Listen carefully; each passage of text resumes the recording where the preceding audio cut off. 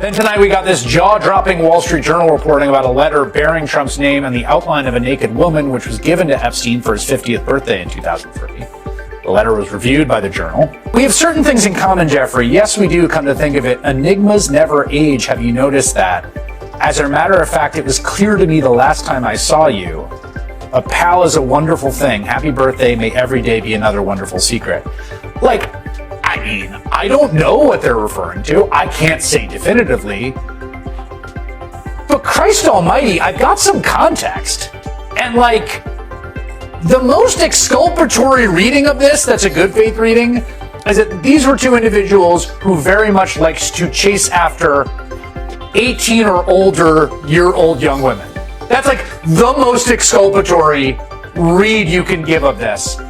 And I'm not sure, given everything we know about Jeffrey Epstein, that a lot of people are going to come to that conclusion. Trump isn't fading into the background. He's cranking up the volume, getting stranger by the minute, and making himself impossible to mute. Every time the nation exhales, he storms back in with another rant, another headline, and that same bulletproof ego dipped in gold paint. Chris Hayes doesn't tiptoe around it. He dives straight in, shredding Trump's recycled lies and ego-fueled stunts with surgical snark. This isn't a political comeback. It's the world's longest blooper reel stuck on loop. If you thought the Trump saga wrapped up, think again. The circus is back in town, and Hayes brought the flamethrower. Good evening from New York. I'm Chris Hayes. Today, Donald Trump irreparably destroyed the 80-year-old post-World War II international order. His total abandonment of Ukraine in front of the cameras was on display for the entire world to see. It was a truly historic moment, not in the good way. One that I fear realigned the world order, upending the only foreign policy consensus that most living Americans and Europeans have ever known. Trump recently tried explaining the Constitution like it was the plot twist in a bad reality show. Somewhere between mixing up the branches of government with the landscaping at his golf club and imagining the Founding Fathers rocking MAGA merch, he managed to turn basic civics into slapstick. Chris Hayes barely had a blink. He set the nonsense on fire and passed around marshmallows for the crowd. I'm Chris Hayes. Donald Trump is desperate to get everyone to stop talking about Jeffrey Epstein and that so-called client list, even as he spent basically the entire day fielding questions about it, including if his own Attorney General Pam Bondi, who was reviewing all these materials, told him his name appeared on the list. Trump's leadership style? Imagine a GPS that only gives directions to his own properties. Every policy somehow detours back to his wallet, his TV ratings, or a 3 a.m. tweet that reads like the diary of a caffeinated high school drama queen. Chris Hayes rolled out Trump's greatest hits like a slow-motion car crash. Horrifying, ridiculous, and impossible not to watch.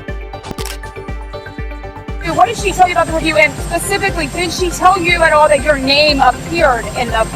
Oh no, she's given us just a very quick briefing, and in terms of the credibility of the different things that they've seen, and I would say that these files were made up by Comey, they were made up by Obama, they were made up.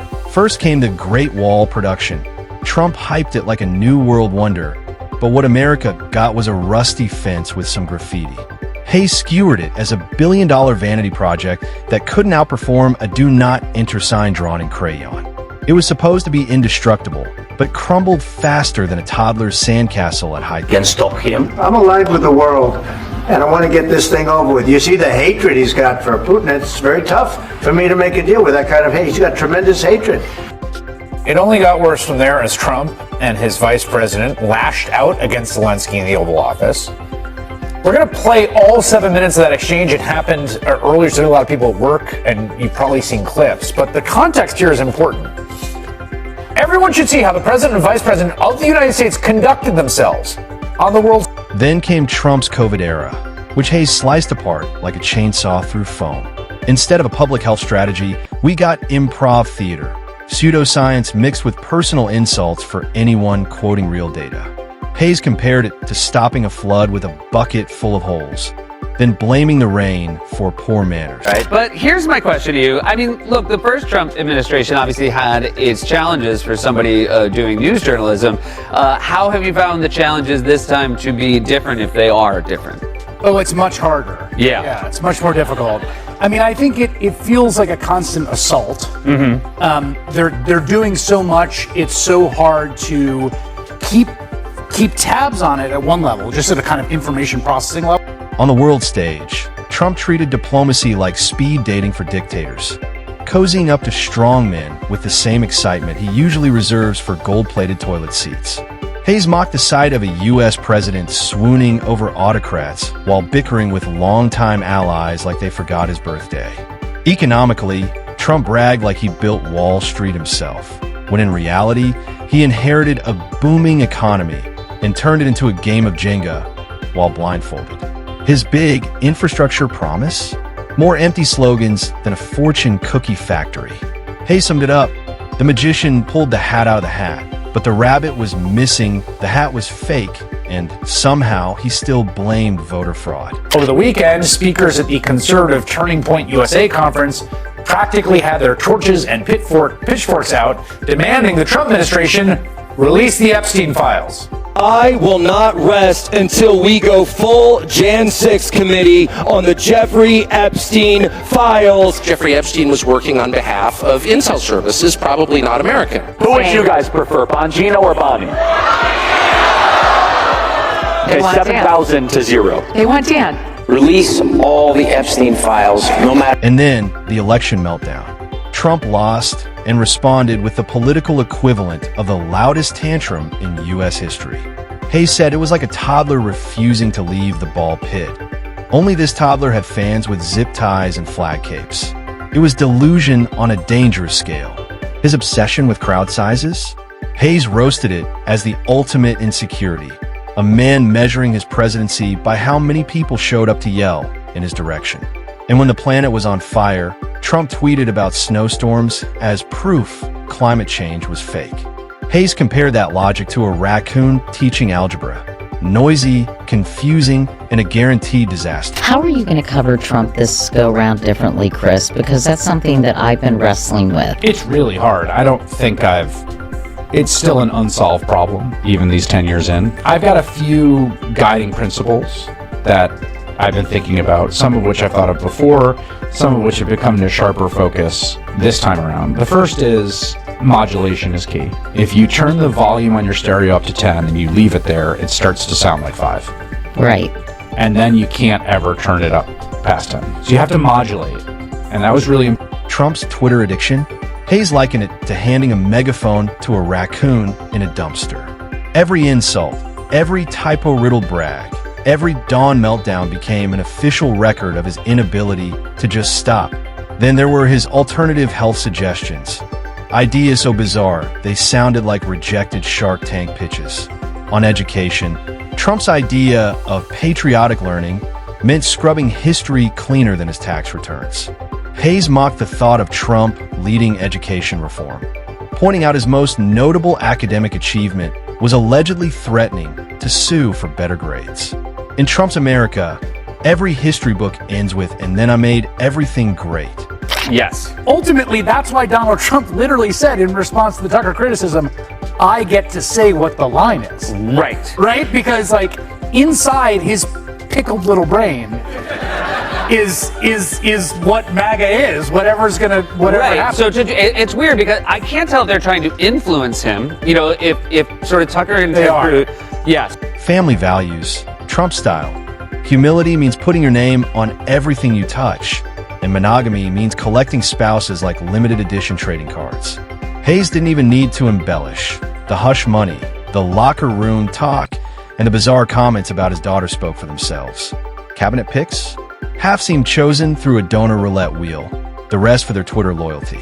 In Trump's habit of declaring victory before the work even began, Hayes compared it to a movie trailer that shows all the best scenes, but the actual movie never gets made. Well, what a day. Today we witnessed perhaps the messiest public breakup personally I've ever seen, certainly the messiest public breakup I've ever covered. Now, we all knew this was coming. I'm not sure we knew it would be quite so Real Housewives of Mar-a-Lago, but everyone knew it was only a matter of time for Donald Trump and Elon Musk. Trump's love affair with biggest and best claims usually ended with him quietly backing away from the results. Geography? A train wreck. Hayes joked that Trump navigates maps like someone trying to guess song lyrics in a language they don't speak. His grasp on truth was equally shaky, an on-again, off-again romance with reality. Even pandemic relief checks became a branding stunt, with Trump insisting his name be printed like he was personally handing them out. Hayes called it peak Trump, turning a national crisis into a marketing campaign. Again, this is what I do for a living. This is my one precious life. I've been doing this for 9 years, right? I get that paying attention to Donald Trump is painful. For lack of a better word, it sucks, okay? I've been doing it since 2015. And believe me when I say that I want nothing more than to never have to talk about him again. But unfortunately, it seems as though we're reminding Americans exactly who he is, like the guy in the flesh. Not some memory of him, not some characterization, but him in the full. And yes, golf. While Americans struggled, Trump was out fine-tuning his backswing like the nation was just his personal country club. Hayes slammed the hypocrisy of a man who mocked others for vacationing while racking up more golf trips than policy meetings. The only green he truly cared about had flags and scorecards. Even his most loyal fans got roasted. Hayes painted them as cheering for a man actively working against their own interests. Trump branded himself as a fighter for the people, then sold them hats, NFTs, and pipe dreams. Hayes summed it up. This wasn't leadership. It was a clearance sale for America's dignity. Wild. I mean, one of the things you have to remember about Donald Trump is no one thinks worse of people that Trump gives jobs to than Donald Trump. Right. Right? Like, Yeah. it was literally a day ago that he's on outside the White House calling Jay Powell, the man he appointed to arguably the most important job in the entire global economy, stupid. And still, Trump keeps going. He's less a politician now and more a runaway PR disaster that doesn't understand the difference between applause and a fire alarm. Every time you think the series finale is aired, he pops back up like a soap opera villain refusing to die. Hayes doesn't have to invent jokes. He just watches. Because with Trump, every comeback is just a rerun of his worst moments, dressed in a shinier tie. This saga isn't ending, it's just changing wigs.